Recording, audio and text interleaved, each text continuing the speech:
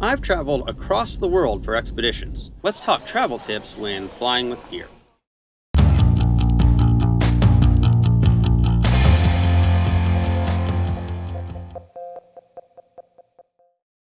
Hello, everyone. I'm Jason.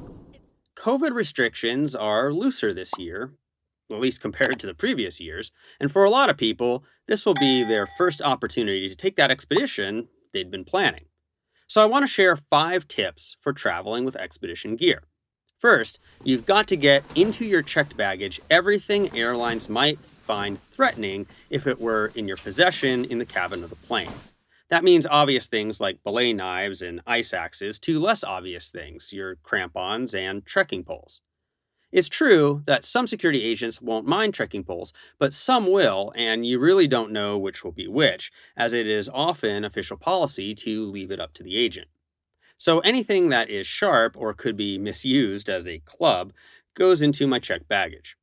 Second, you can't bring any canister fuel on a plane, and even your liquid fuel bottle can be perceived as a threat. They need to be empty and free of vapors. So it's good practice to thoroughly wash out your fuel bottles with soap and water. I also then duct tape the lid to the bottle so that it is open and easily examined, while also covering all the threatening warning labels on the bottle itself. Third, I use airline security approved luggage locks on my checked bags. This isn't really for security while flying, more it's just to keep the bags from accidentally opening when in transit or being handled. And yes, it does provide some security as my bags change hands from air to ground transportation.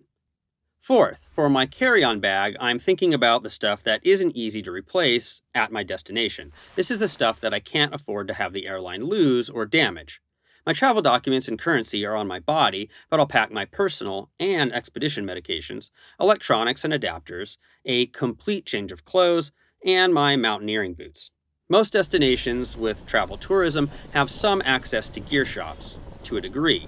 I may not find my ideal gear, but I can find gear that will work if anything gets lost or damaged. But boots that are broken in and fit my feet may not be easily replaced.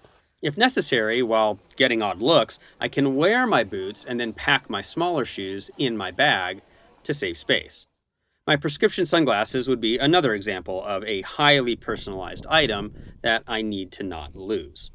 Then, of course, there are things like travel toiletries and other daily need items if the travel itinerary is multiple days. Otherwise, that stuff is easy to find almost anywhere, so I can check it and save some room for more hard to replace items. And fifth, I need to examine both the size dimensions and weight limits for every airline of my journey for both carry-on and checked bags. If we take my trip from Colorado to Nepal as an example, from Denver to Frankfurt, I could carry a bag that was 55 by 40 by 23 centimeters and weighing no more than 8 kilograms. From Frankfurt to Delhi, it was 55 by 37 by 25 and no more than 7 kilograms. From New Delhi to Kathmandu, it was different again, 55 by 35 by 25, but back to an 8 kilogram limit.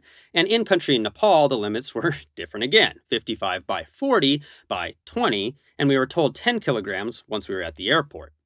Now, I had to do the same thing with check bags. I'm already paying extra bag fees because expeditions take a lot of equipment. I don't want to pack oversized fees on top of that. Each airline had a weight and size limit before incurring additional fees, varying again across the airlines, but with less variation than the carry-on limits. So I take in this information and try to condense my luggage down to the smallest of each dimension. For this trip, carry-on not bigger than 55 by 35 by 20 centimeters and less than 7 kilograms. And checked baggage with the sum of the dimensions no more than 158 centimeters and weighing no more than 23 kilograms. That's 5 tips to help with travel and difficult to pack gear. I hope it helps. It can be a big deal to make sure you can carry seamlessly your bags from airline to ground transportation to trekking. So I'm going to be adding on to this series by going deep into other topics related to expedition travel packing in forthcoming videos. But in the meantime, thanks for coming to the end of this video. Please hit that like button, ring that bell, and subscribe. Check out our website at shortguysbetaworks.com to find gear lists, all of our videos, and additional thoughts and information. Do you have any adventures planned that require travel this year? Let us know where you're going in the comments. See you next week, and keep on getting more out of that big outside.